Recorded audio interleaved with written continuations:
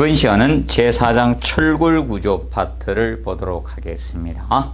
자, 제4장 이 철골 구조는 철이 강제가 골조가 되는 구조죠. 뼈대가 되는 구조, 철골, 뼈골자입니다. 그래서 이 철골 구조는 두 문제에서 세 문제 사이로 출제될 수 있는 파트라고 보시고요. 철골 구조의 도입은 아파트가 이제 고층화되면서 철골을 뼈대로 사용하는 경우가 발생될 수 있기 때문에 이 철골 구조가 11회 시험부터 우리 시험에 도입이 되었습니다. 그러면 철골 구조의 이 장단점적인 측면은 우리가 학습을 할 때 이 가장 아파트 뼈대로 많이 있는 철근 콘크리트 구조하고 비교해서 우리가 학습을 해 주시면 된다. 그러면 이 철골 구조의 장단점적인 측면은 이 철골 구조하고 철근 콘크리트 구조하고 비교 학습을 하면서 학습을 해 놓으십시오. 철근 콘크리트 구조하고 이것이 가장 시험에 많이 출제가 되었습니다. 특성에 대해서 다룰 때.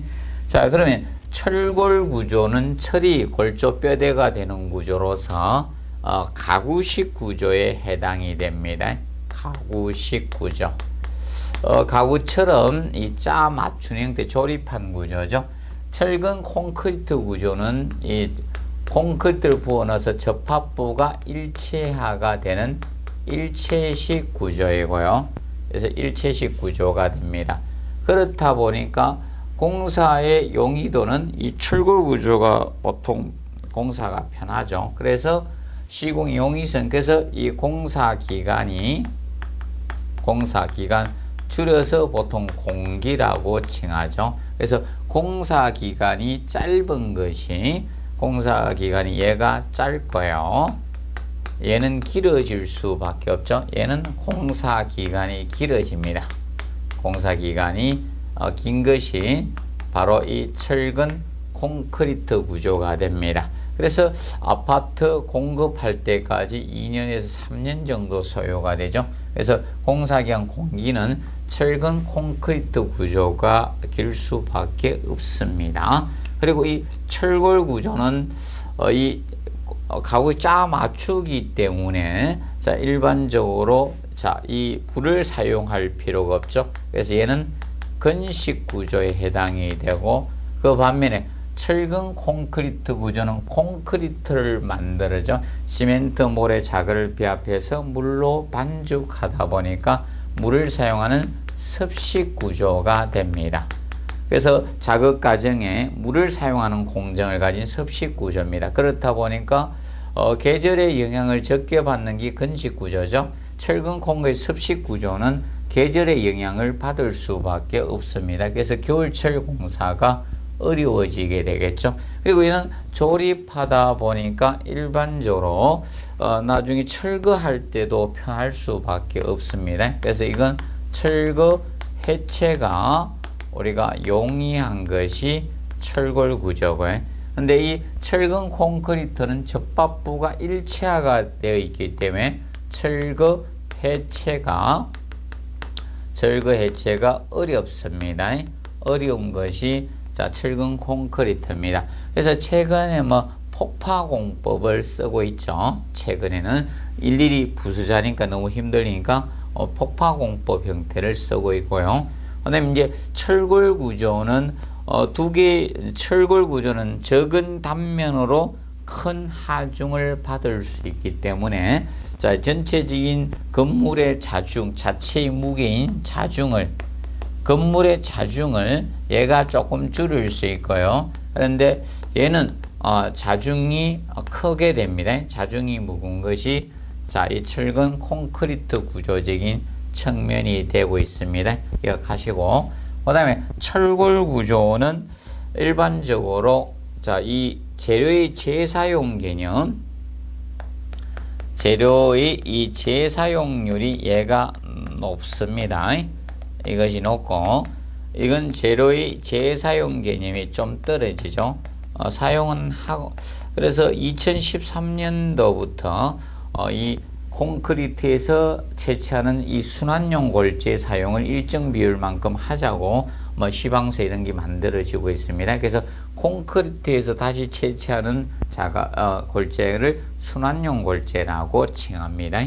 그래서 어느 정도, 그래서 앞으로 우리나라는 너무 많은 아파트를 지어놨기 때문에 순환용 골재를 안 쓸 수가 없겠죠. 그 다 폐기물이 되다 보니까 일정 정도 쓰도록 규정을 이제 앞으로 하게 될 것이고요. 그리고 그 측면을 보시면서 몇 가지 더 잡아보도록 하겠습니다. 그러면 이 철근 콘크리트 구조인 하고 이제 비교해서 항상 학습은 해 놓으시기 바랍니다. 몇 가지 측면만 더 살펴보도록 하겠습니다. 그러면 이 가구식 구조인 철골 구조는 내하성, 하재에 견디는 성질적인 측면, 내하성이 얘는 떨어질 수밖에 없죠. 그래서 내하성이 떨어지다 보니까 별도로 내하 피복을 우리가 해야 됩니다. 내하 피복이 필요해요. 내하 구조가 되기 위해서는. 그런데 이 철근 콘크리트 구조는 콘크리트로 감싸주다 보니까 자체적으로 내하 구조가 되죠. 내하성 측면은 얘가 좋습니다. 그래서 철근 콘크리트 구조는 내하 구조의 개념이 자체적으로 되는 거예요. 측면상 보시고. 그런데 얘는 내하 피복을 해줘야지 내하 구조가 될 수가 있습니다. 그리고 철골 구조는 녹슬기가 쉽죠. 얘는 녹슬기 쉽습니다. 결과적으로 내구성적인 측면이 떨어진다는 거죠. 내구성 측면이. 그래서 내구성이라는 것은 원래 그대로 변형, 변질이나 이런 거 없이 오랫동안 견딜 수 있는 성질이 내구성이죠. 녹슬면 변질이 발생한 겁니다. 그렇기 때문에 내구성 측면이 떨어져요. 그래서 녹슬기 쉽기 때문에 별도의 농막이칠을 우리가 해야 되죠. 농막이칠 시공을 해줘야지만 내구적인 건물이 될 수 있는, 주기적으로 우리가 하게 됩니다. 그 반면에 철근 콘크리트 건물은 이 콘크리트가 철근에 녹쓰는 걸 방지해 줍니다. 콘크리트의 pH가 보통 11 이상 유지가 되면 철근의 부식이 방지가 됩니다. 철근의 부식, 녹슬지 않게 해주죠. 부식 방지가 돼요. 그래서 내구적인 구조가 될 수가 있는 것이 철근 콘크리트 구조의 개념이 됩니다. 정리하시고. 얘는 주기적으로, 농막이 도료를 발라줘야 되기 때문에 유지관리적인 측면, 유지관리 비용이 얘가 많이 들어갈 수밖에 없어요. 그래서 유지관리비적인 측면은 얘가 적게 들어갑니다. 철근 콘크리트 구조가 유지관리비인 측면이 적게 들어간다고 보시면 됩니다. 그리고 간사이라는 것은 기둥 중심 간의 거리나 벽 중심에서 벽 중심 간의 거리, 보통 경간 또는 영어로 스판이라고 하죠. 스판. 그래서 이 간사이적인 측면을 봤을 때 이 간사이는 누가 더 장습한 크게 할 수 있는가? 기둥과 기둥 중심의 거리는 얘가 철골 구조가 더 크게 할 수 있는, 얘가 간사이가 적습니다. 철근 콘크리트 건물이. 그렇다 보니까 지하 주차장에 주차를 할 때도 보면 이 철골 구조로 지어진 건축물들이 어떻게 되는가 하면 간사이가 넓어요. 그래서 주차를 해도 옆에 충분한 공간이 확보가 됩니다. 근데 철근 콘크리트 지어진 건물은 문을 세게 열면 옆에 차하고 부딪힙니다. 그래서 조심해서 열어야 되죠. 그래서 간략히 주 내용을 대해서 철골 구조에 대해서 이렇게 비교해 두시기 바랍니다. 그리고 철골 이 구조의 경우는 이 바깥에 피복이 없기 때문에 보통 얘는 자굴 현상이 자, 힘이 작용돼서 이 자굴이 발생이 되죠. 자자 안절자자. 그래서 이 자굴이 발생이 잘 되죠. 그 자굴에 대한 고려를 해줘야 됩니다. 근데 철근 콘크리트는 콘크리트하고 구속을 해야 돼요. 얘는 자굴이 발생을 하지 않습니다. 그래서 이 내용에 대해서 우리가 정리를 잘 해두시기 바랍니다. 페이지 117페이지 보시면 추가적으로 그 단점에서 하나 해드릴 것 4번에 부재가 세장함으로써 자 단면에 비해서 길이가 길죠. 그래서 긴장자. 그래서 보통 가늘고 길다는 겁니다. 그래서 자굴에 대한 고려가 필요하게 됩니다. 특히 이제 보호에서는 외부에 이제 자굴 방지를 해서 스티퍼너 이런 걸 사용하고 있죠. 봐두시고 그다음에 참고사항에서 재료의 변형 성질은 시험하고는 관계없지만 앞으로의 뒤에 공부 학습을 위해서 거기에 뭐 탄성, 소성 그리고 뭐 이 강성이나 인성, 치성에 대해서 우리가 정리해 주시면 된다. 그러면 탄성 개념은 자 이제 어떤 물체의 외력이 자 작용하게 되면 자, 이 순간적으로 변형은 발생됩니다. 그런데 외력을 제거하면 보통 원상태로 회복하는 성질을 탄성이라고 칭합니다. 그러면 쉽게 책꽂이에 책을 딱 꽂았습니다. 순간적으로 처진다는 겁니다. 그런데 책을 빼게 되면 원상으로 회복하는 거예요. 이것이 탄성 개념이 됩니다. 탄성. 그러면 사람으로 보면 오늘 피곤했다 또는 오늘 술을 한 잔 먹어서 그때는 해롱해롱해도 다음날 되면 바짝 제정신이 돌아서 출근하면 이거는 탄성이고 다음날 비실비실하면 탄성이 아니라 2번 소성으로 간 것으로 보시면 된다. 그래서 소성은 외력이 어느 한도에 도달하면 외력 증가 없이도 자, 이 변형이 계속 증대되는 현상을 소성이라고 합니다. 그럼 소성은 보통 외력을 증가 안 하도 변형이 증대되는 현상이에요. 그럼 이거는 원상 회복이 잘 안 된다는 겁니다. 원상 회복이. 그러면 책꽂이에 책을 장기간 계속 꼽아놨어요. 책을 보지도 않으면서. 그러면 나중에 이사 갈 때 책을 빼내게 되면 책꽂이가 축 처진 현상이 생긴다. 그러면 이거는 변형이 하중의 증가는 없었는데 일정량의 책만 계속 꽂아놨는데도 불구하고 변형이 계속 증대죠. 그게 바로 소성 분야가 됩니다. 소성 분야. 그런데 공부를 하는데 공부의 양을 증가한 건 아닌데 공부를 지속적으로 하다 보니까 피곤해진다. 이것이 소성이라고 보시면 되죠. 회복이 잘 안 되죠. 보통 사람으로 일을 할 때도 일을 어느 정도 했으면 다음날 되면 멀쩡해지는데 어느 날 되니까 계속 피곤한 현상이 계속 지속되는 이 사람이 이제 소성 능력에 접어든 겁니다. 술을 드셨는데 회복이 안 되고 골골골 한다 그러면 바로 이 소성 능력이라고 보시면 되고 그 다음에 강성. 강성이란 것은 큰 외력을 받아도 변형이 적은 성질을 강성이라고 합니다. 그러면 가구식 구조하고 일체식 구조가 강성이 일체식 구조 좋은 거죠. 그러면 콘크리트 쳐놨으니까 이 접합부에 이동을 못하는 거 변형이 전혀 없는 이런 형상을 우리가 강성이 좋다라고 보시면 된다. 그러면 철근 콘크리트 건물과 같이 일체식 구조들이 이 강성이 뛰어난 구조라고 보시면 되겠습니다. 그리고 인성은 자 어떤 충격 하중에 대해서 재료가 큰 변형 에너지를 흡수할 수 있는 거 이것이 인성이 좋다라고 표현합니다. 사람도 인성이 좋은 사람은 누가 뭐라 해도 잘 변하지 않죠. 이런 부분이 인성이 조금 되죠. 옆에서 누가 어떤 말만 팍 뜨는 사람들, 막 화내는 사람들 인성이 좀 나쁘다고 보고 어떤 외부의 충격이 오더라도 그걸 흡수할 수 있는 에너지가 큰 것을 인성이라고 합니다. 그리고 치성은 재료가 변형하려고 하면 파괴되기 쉬운 성질을 치성이라고 합니다. 뭐 예를 들어서 이것을 치성이라고 보시면 됩니다. 제가 이 분필을 가지고 예를 들어드리면 이 분필에 내가 변형한 힘을 딱 하니까 탁 파괴되는 성질 이것이 치성이라고 보시면 되겠습니다. 자 그러면 콘크리트가 있고 철이 있을 때 철근이 있을 때 철근은 여러분 이렇게 굽히면 굽혀집니다.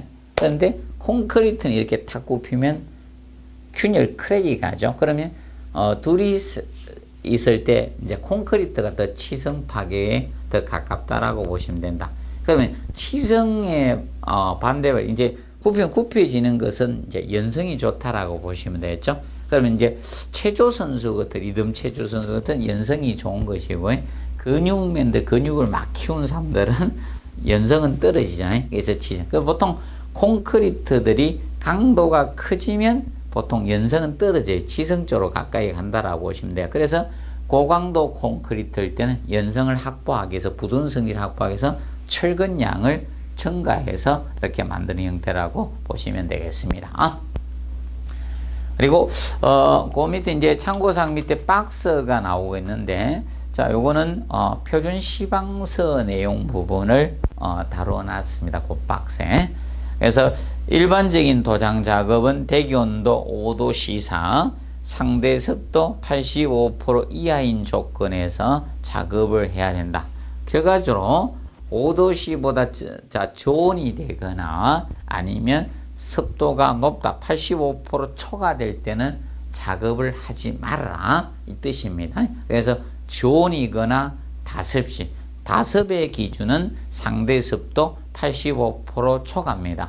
자, 지구상에서의 습도는 항상 상대 습도로 합니다. 절대 습도가 아닌 상대 습도 기준을 잡고 있습니다. 왜냐하면 지구에서 살아온 동식물들 모든 것들은 이 상대 습도를 기준으로 잡습니다. 상대 습도 기억해 두시고, 그 다음에 2번에 보시면, 자, 온도가 너무 높은 경우 건조가 비정상적으로 빨라질 수밖에 없겠죠. 그래서 가사시간 그러면 이 도료를 사용할 수 있는 그 가사시간이 짧아지기 때문에 우리가 일정 너무 높은 온도에서는 사용하지 말아라 이겁니다. 그래서 특별한 규정이 없는 경우는 43도씨 이상에서는 작업하지 않는다. 그러면 온도가 40 이상이니까 이상은 기산점, 출발점을 포함합니다. 그러면 43도씨 이상이었기 때문에 42도씨 이하로 하라는 거죠. 그래서 43도부터는 도장 작업을 하지 말라는 겁니다. 온도가 높을 때는 하지 말아라 이 뜻이고, 그 다음에 소지 표면 온도는, 소지는 뭐 도료를 칠하는 그 표면을 소지라고 하죠. 그래서 소지 표면 온도가 그 도료의 그 재료의 표면의 온도가 이슬점 온도보다 3도씨 이상 높아하는 것이 좋습니다. 그럼 이슬점보다 낮으면 문제가 생기죠. 이슬점이니까 노점이잖아요. 노점보다 낮으면 안 됩니다. 이슬이 생기는 이슬점보다 3도 이상 높게 우리가 해야 됩니다. 이슬점보다 높으면 보통 이 결로, 이슬이 맺힌 결로가 발생되기 때문에 그보다 3도 이상 높게 우리가 처리를 높아야 된다는 겁니다. 그러니까 표면 온도가 이슬점보다 낮게 되면 거기에서 공기 중에 습기에 의해서 표면에 결로가 생겨. 그럼 이슬이 이슬이 맺히기 때문에 도장이 잘 되지 않죠. 그래서 그 소지 표면 이슬점보다 3도 이상 높아야 된다 정리하시고, 이 분야는 시험에 나오지 않는 분야니까 잘 해 두셔야 됩니다, 현재. 그래서 특히 1번, 2번, 3번 이 부분은 정확히 학습을 하시기 바랍니다. 온도와 습도와 관련된 것 정확히 봐두십시오. 명심해 두시고요. 그 다음에 4번은 뭐 오개시 뭐 이건 당연한 겁니까? 강풍이나 비나 눈, 이슬 내릴 때 환경에 작업 중지하는 건 뭐 상식이고, 그 다음에 5번 도장 작업 시 주위에 용접자 등 불꽃을 유발할 수 있는 작업을 금지합니다. 왜냐하면 이 도장에는 휘발성 재료들이 많습니다. 신나나 이런 걸 희석제 이런 걸 사용하다 보니까 이 화재 위험이 굉장히 높습니다. 그렇기 때문에 이 불꽃을 유발할 수 있는 작업을 금합니다. 그래서 간혹 가다가 이 도료 작업하고 이 불꽃 작업을 하다 이렇게 펑 해가지고 불이 나는 경우가 많습니다. 그래서 화재를 주의해서 이 불꽃 작업은 유발할 수 있는 작업 같이 해서는 안 됩니다. 작업을 금지해 주셔야 됩니다. 그리고 경량철골. 자, 경량철골은 두께가 얇은, 그래서 1.6에서 4mm 정도 얇은 이 강판을 갖다가 단면 형상을 만들어 가지고 우리가 적은 단면으로도 재료의 양에 비해서 적은 단면으로도 많은 효율적으로 받을 수 있게 접어서 만든 거죠. 대부분으로 디귿 형광 형태, C형 찬넬이라고도 많이 하는데, 그래서 이런 걸 접어서 만든 형태죠. 그럼 대표적으로 이런 형태로 이 판을 갖다 접어가지고, 이렇게 접어서 이런 이 경량 형광을 많이 쓰게 됩니다. 이렇게 해서. 이런 식으로. 그러면 이렇게 적게 되면 판은 작은데 단면 형상을 갖추니까 보통 더 많은 단면적에서 효율이 좋은 거죠. 많이 받을 수 있도록 처리해 준 겁니다. 그래서 이런 형태로 접은 거죠. 근데 이렇게 접으니까 이게 얇게 해서 하다 보니까 이제 자굴 같은 게 많이 생겨요. 그래서 이제 경량철골의 이제 끝부분을 끝부분을 이렇게 약간 감아주는 형태로 이렇게 처리해 주는데, 감아주는데, 이걸 보통 이렇게 해주는 것을 보통 립이라고 합니다. 립이라고 칭하는데, 그래서 이 립은 나중에 최대한 자굴 방지를 위해서 끝부분, 단복 끝부분을 둥글게 이렇게 감는 형태를 립이라고 칭합니다. 립. 그러면 이런 경량철골 형태가, 그래서 장단점적인 측면을 간략히 정리해 두시고, 그래서 단면적에 비해서 단면 효율은 좋습니다. 이 면적은 적으면서 많은 조금 하중화적에 단면 효율적인 측면은 좋다는 겁니다. 그리고 그렇다 보니까 경제적이고, 그 다음에 자중이 전체 무게가 감소되겠죠. 그래서 자중이 절감되는 효과를, 경감되는 효과를 가질 수 있는 게 장점입니다. 근데 이제 단점은 일반적으로 저겁니다. 얇다 보니까 부식이 잘 될 것이고, 그 다음에 너무 판이 얇기 때문에 이 용접이 안 됩니다. 용접이 안 되고, 그 다음에 집중응력에 약해질 수밖에 없다는 단점을 가집니다. 그리고 일반적으로 이제 자굴이 조금 국부 자굴 같은 게 잘 생길 가능성이 높다. 그래서 국부 자굴을 방지하기 위해서 이 립을 끝부분을 단면 형상을 만들어서 이렇게 둥글게 이렇게 접어주는 형태로 하는 것을 립이라고 합니다. 그래서 경량철골에 대해서 간략히 정리해 두시고, 그 다음에 건축 구조형 강제의 종류가 나오는데, 제일 먼저 1번에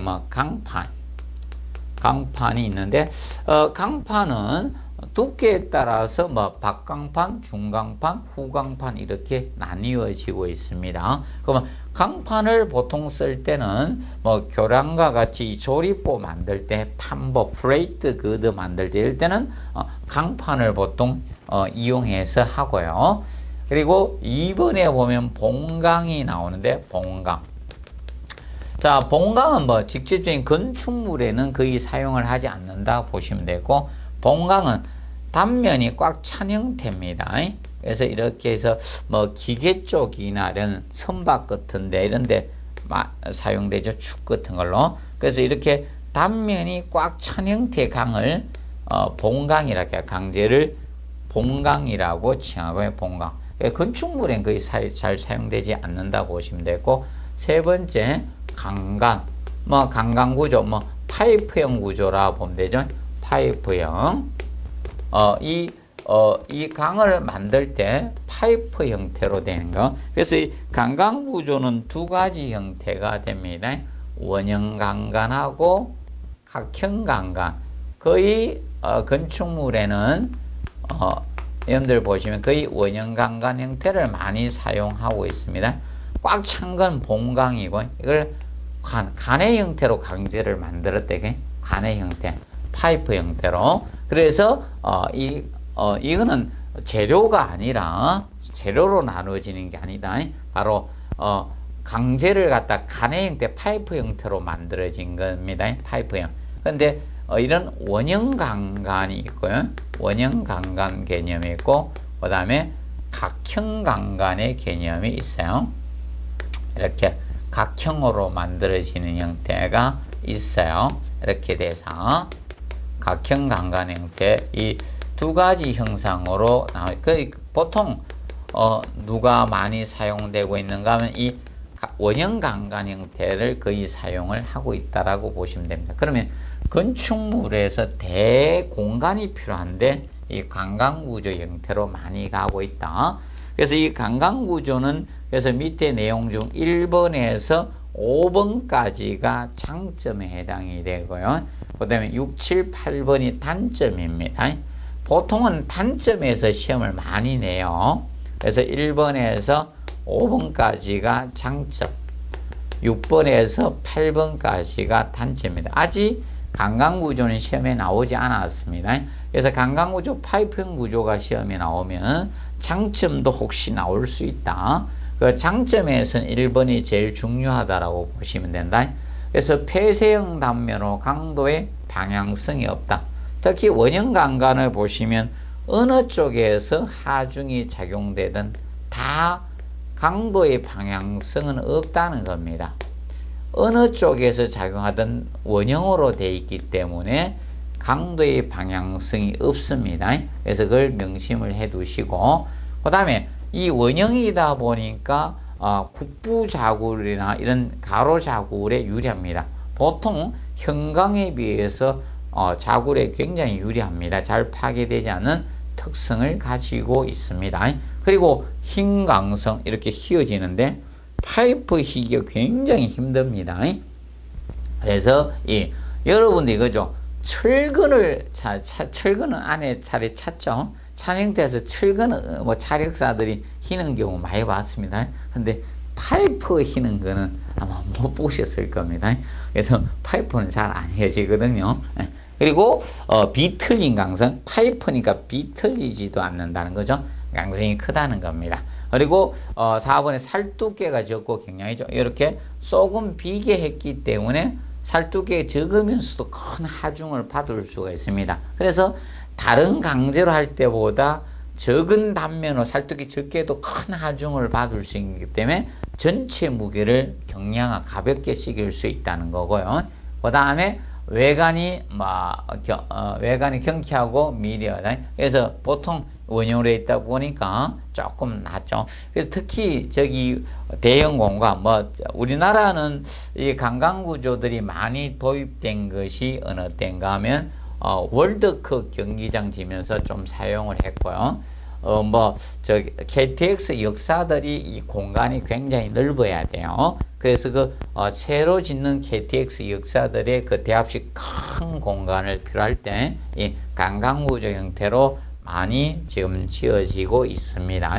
보시면 되겠고요.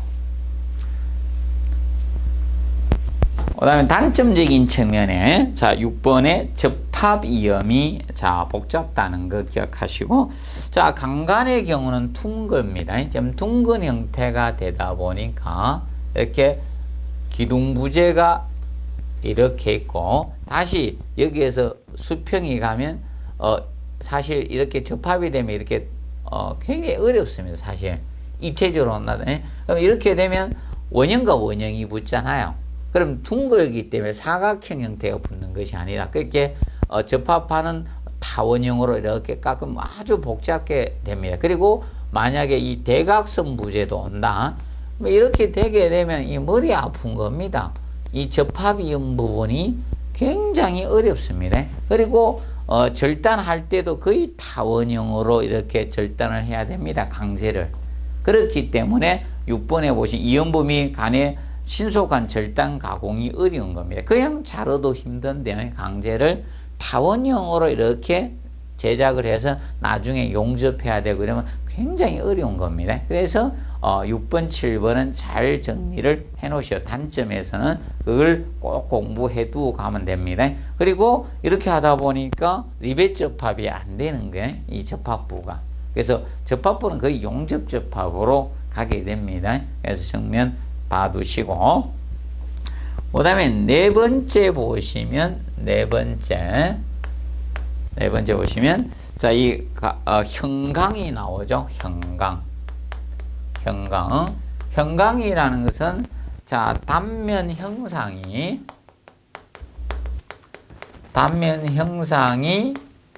자, 있는 거죠. 다양한 강제.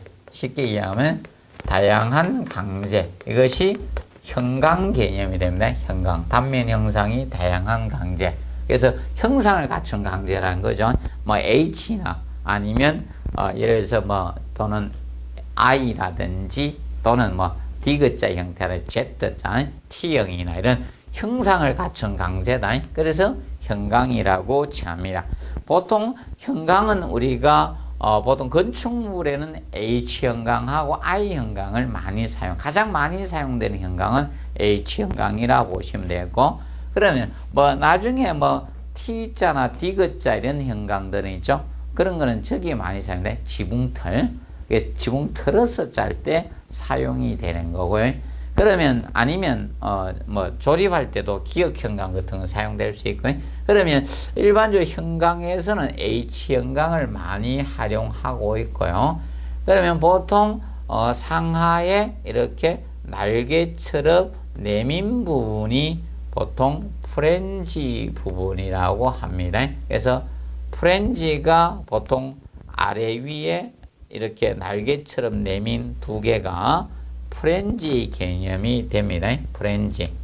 프렌지고, 그래서 이런 H형강 형태 또는 I형강 형태를 우리가 쓰게 되는데, 여기에서 보통 이 상하의 날개처럼 내민 부분을 우리가 일반적으로 이것을 프렌지라고 합니다. 상하의 날개처럼 내민 부분, 이것을 프렌지라고 하고요. 그 다음에 수직부재를 웨버라고 합니다. 이 수직부재, 이 부분을 수직재를 웨버라고 칭합니다. 웨버. 이것이 웨버 부분이 됩니다. 자, 그럴 때 형강을 나타낼 때 거기 보면 보통 H는 형강의 명칭을 쓴 거고, 앞에 H는 뭐 I만 I를 쓰고, 그래서 I형강이야 H형강이야 쓰는 겁니다. 그러면 H형강하고 I형강의 차이점은 무엇인가 하면 프렌지 길이하고 웨버 길이를 비교해서 프렌지 길이가 웨버 길이 같거나 크게 되면 H형강이고요. 대신 웨버가 길게 되면 그거는 I형강이라고 보시면 되겠습니다. 그렇게 정리해 놓으시고요. 그러면 여기에서 보통 표시법일 때, 자, H 명칭입니다. 형강의 명칭을 쓰고 다시 그 다음에 형강의 높이를 먼저 나타냅니다. 그래서 이 전체 형강의 높이인, 자, 이 A. 그래서 형강 높이를 먼저 나타냅니다. 형강의 높이 A를 표현해 주고요. 그 다음에 형강의 폭 B를 쓰게 되는 겁니다. 형강의 폭 B를 나타냅니다. 그리고 다음에 수직부재인 두께, 웨버 두께를 먼저 나타내요. 웨버 두께. 그래서 이 T1 수직부재 두께를 먼저 웨버 두께고, 그 다음에 프렌지 두께를 나중에 나타냅니다. 제일 마지막에 이 T2. 그래서 곱하기 T2로 나타내는데 항상 기억하실 것은, 자, 앞에는 형강의 명칭을 나타냅니다. 그러면 H형강을 나타내고, 그러면 예를 들어서 H 이렇게 해서 H 다시 해서 150 곱하기 뭐 9 곱하기 10이었다. 그러면 이 형강 H형강으로서, 자, 형강의 높이가 150이고요. 형강의 폭도 150이고, 그 다음에 웨버 두께가 9mm이고, 프렌지 두께가 12mm를 나타내는 것이라는 겁니다. 그래서 명칭을 나타내는 건 이미 시험에 냈고요. 그래서 정확히 알아둘 건 이 형강에 이렇게 표현하면 이것은 웨버 두께를 이야기하고 있다는 거. 웨버 두께가 먼저 표시해요. 그리고 마지막에 12를 나타내는 것이 바로 프렌지 두께라는 측면을 기억을 해 놓으시기 바랍니다. 그래서 정확히 구분 정리해 두시기 바랍니다. 기억하시고. 그 다음에 자 119페이지 5번에 강제의 재질 표시가 나오는데 강제의 재질 표시에서는 1번에 SS 약호가 나왔습니다. 강제의 재질 표시에서는 보통 강제의 재질 표시상 우리가 정리를 하실 거는 그 SS 개념이 딱 한 번 뺏기 출제가 안 됐습니다. 그래서 일반 구조형 아변 강제를 뭘로 표시하느냐? SS 찾는 형태를 냈습니다. 그래서 스트럭처의 개념이 바로 구조입니다. 그래서 일반 구조형 아변 강제, 그래서 SS 다루는 것을 출제했고, 그 다음에 두 번째 SM 머린이죠. 머린의 약자 M을 딴 겁니다. 원래 머린이라는 것은 용접의 개념은 아니죠. 바로 선박 개념, 선박은 후판을 용접에 의해서 만들어지니까 SM을 쓴 겁니다. SM 하면 연예기획사가 아닌, 자, 우리에서는 바로 용접 구조형 아변 강제다. 그리고 세 번째 SN 나오죠. SN은 건축 구조형 아변 강제. 자, 스틸 U 스트럭처에서는 새로운 거네. 그래서 U. 그래서 SN을 쓰고 있습니다. 그래서 SM하고 SN 두 가지는 자, 공부를 해 놓으세요. SM이나 SN 개념 두 가지. 건축 구조형 아변 강제가 SN이고 용접 구조형 아변 강제는 SM으로 표기합니다. 그리고 밑에서는 뭐 특수광해에 대해서는 거기에서 TMCP 제어 열 처리 강을 한번 알아두시기 바랍니다. 제어 열 처리 강. 제어 열 처리 강은 이겁니다. 보통 일반 강제의 경우는 강도가 커지면 용접성이 떨어집니다. 그런데 최근에 건축물들이 자꾸 굉장히 고층화되어 가고 있습니다. 그렇다 보니까 고층화되니까 강도도 크면서 용접성이 좋은 강제를 필요하게 돼서 특수강이 탄생하는데 그게 TMCP 강이 됩니다. 그래서 알아두시고요.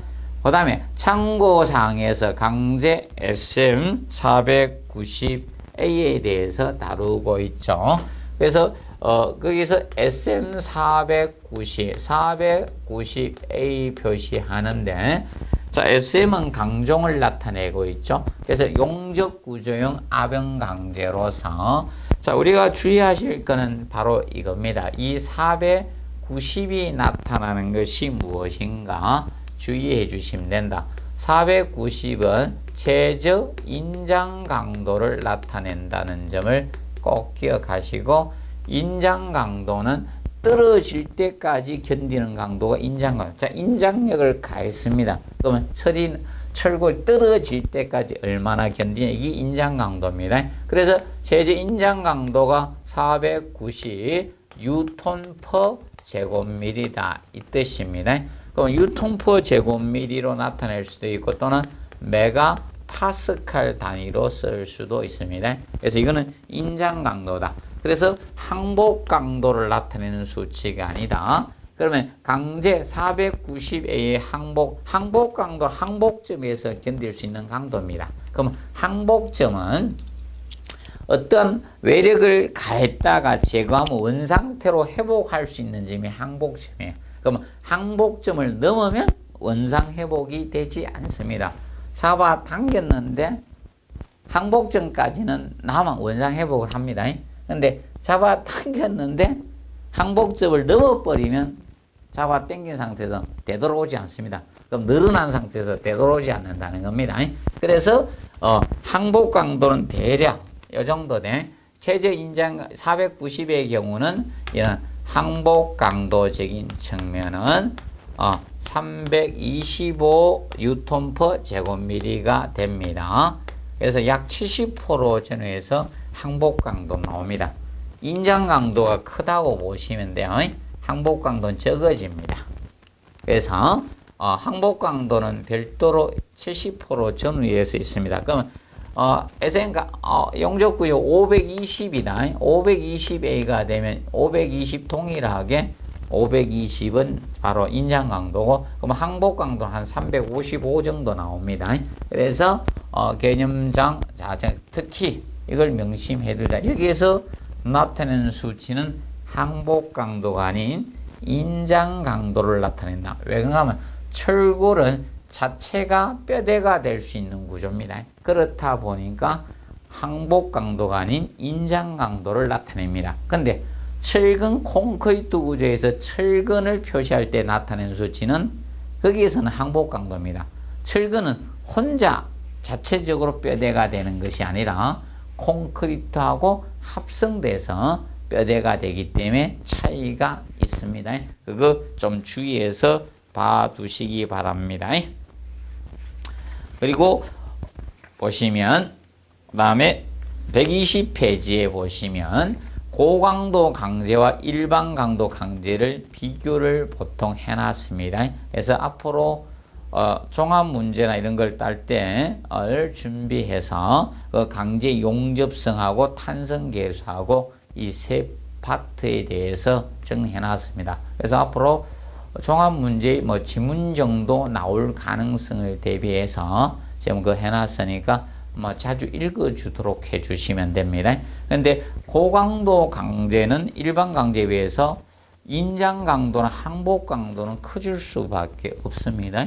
항상. 그러면 항복 강도가 커진다는 것은 인장 강도로 커진다. 고강도하고 강도는 비례 관계가 성립될 수밖에 없습니다. 그걸 명심해 두시고. 근데 보통 높아진다 보시면 됩니다. 근데 주의하실 것이 자, 2번하고 4번이에요. 고강도 강제는 일반 강제하고 유사한 것은 탄성계수입니다. 탄성계수 또는 영계수라고도 칭합니다. 그래서 탄성계수. 보통 제축 방향의 응용도에 대해서 그거의 직각 세로 방향의 변형도의 비를 나타낸 것이 탄성계수인데, 그런데 탄성계수는 유사합니다. 같다는 거예요. 그래서 이 고강도가 된다 해서 탄성계수가 커지고 이런 것은 아니라는 겁니다. 강도가 커지는 거다. 인장 강도나 항복 강도는 커집니다. 근데 주의할 것은 탄성계수는 유사하다는 점을 기억하시고, 반대로 떨어지는 개념도 있다. 그것이 바로 뭔가 용접성이다. 강도가 커지면 용접성은 떨어집니다. 그 점을 명심해 두시고, 그래서 용접성을 좋게 해서 미리 가열하는 방법도 있다. 그래서 강도가 커지니까 용접성 떨어지니까 일반적인 강제 가지고는 힘들어지는 거죠. 그래서 용접 구조형 압연 강제가 만들어지는 겁니다. 그래서 그래서 거기 보면 3번에 강제 용접성에 대해서 해놨죠. 그래서 그 2번에 보면 SS 490 이상은 용접이 허용되지 않는다.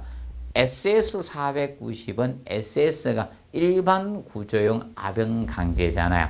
그렇기 때문에 강도가 커지면 용접성이 떨어지니까 SS 490부터는 용접하지 말아라는 겁니다. 강도가 큰 거는.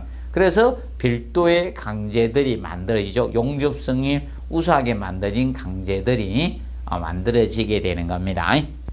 그 점 봐두시고, 그래서 그 3번에 동일 두께의 강제에서는 강도가 높을수록 용접성은 보통 떨어진다고 보고, 그 다음에 4번 예열하면 용접성은 좋아집니다. 향상이 됩니다. 그래서 미리 조금 예열을 우리가 해주면, 그래서 이제 자동차도 갈 때 미리 이제 차가 조금 오래된 차들은 겨울에 운행할 때 약간 예열을 하고 출발하는 게, 장시간 예열은 조금 문제가 되고 예열을 좀 하고 이렇게 출발하죠. 바로 예열 안 하고 바로 출발하면 차 소리가 명쾌하지 않죠. 그와 같이 이것도 강제도 예열을 하면 용접성은 증가한다라고 보시면 됩니다. 그래서 이번 시간에는 1절에 대해서 우리가 다루었습니다. 그래서 뭐 지금까지 시험의 형상상 보통 한 문제 정도는 배분을 많이 해주고 있으니까 올해 가능성이 높지 않겠느냐 봅니다.